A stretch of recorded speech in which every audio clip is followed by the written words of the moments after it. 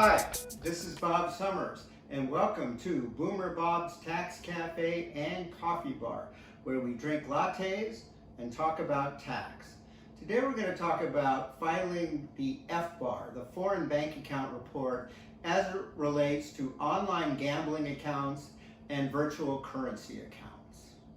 Now, an FBAR is required whenever you have a foreign financial account, one or more foreign financial accounts in which you hold in aggregate $10,000 or more during any day during the calendar year. That's a very low threshold, and IRS considers all types of financial arrangements of financial accounts for this purpose.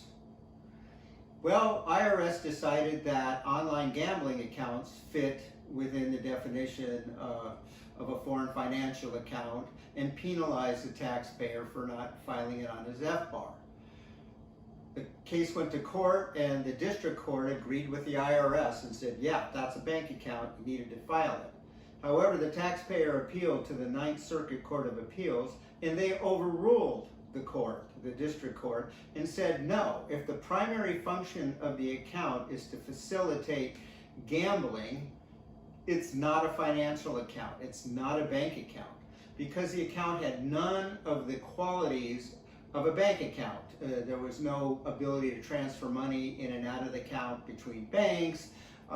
There was no interest-bearing accounts involved. There was no loans involved. And really all the online service did was allow the person to gamble. Unfortunately, this case, it's U.S. v. Home, HOM, decided in 2016, was not published, which means it cannot be relied on as precedent when you're citing cases in court. However, it appears that IRS has backed off going against the online gambling accounts that fit the pattern of Home. Okay, so what about virtual currency accounts?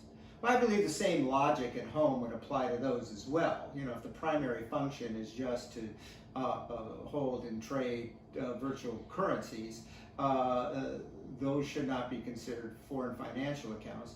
And in this regard, there is some good news.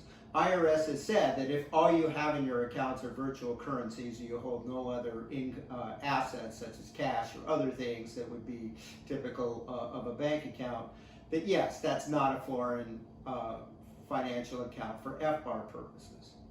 The bad news is IRS is busy writing regulations to make virtual currency accounts part of the FBAR filing requirements.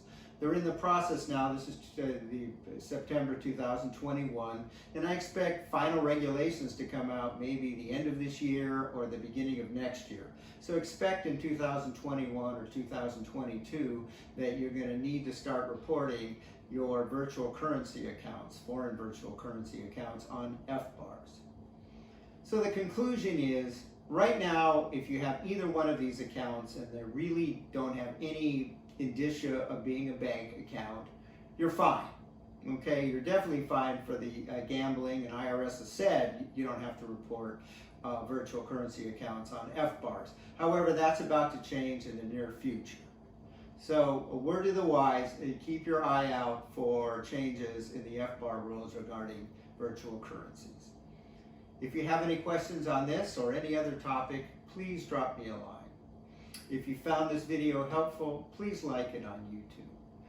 You know, please visit my website for I have lots of information on there. I have articles, other videos, discussions. So please visit my website if you have a chance.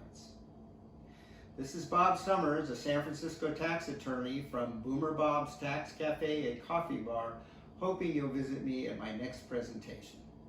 Thank you and goodbye.